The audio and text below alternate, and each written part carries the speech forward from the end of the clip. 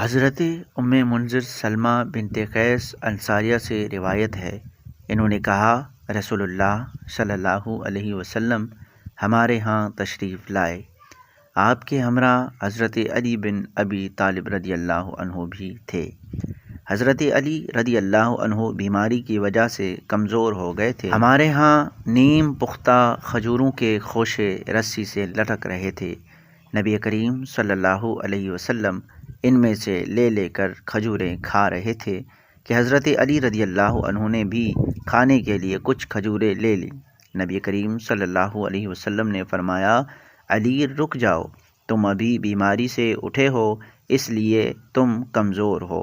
ام منذر رضی اللہ عنہما نے فرمایا، میں نے نبی کریم صلی اللہ علیہ وسلم کے لیے چقندر اور جو پکائے۔ نبی کریم صلی اللہ علیہ وسلم نے فرمایا، علی اس میں سے کھاؤ، یہ تمہارے لیے زیادہ مفید ہے۔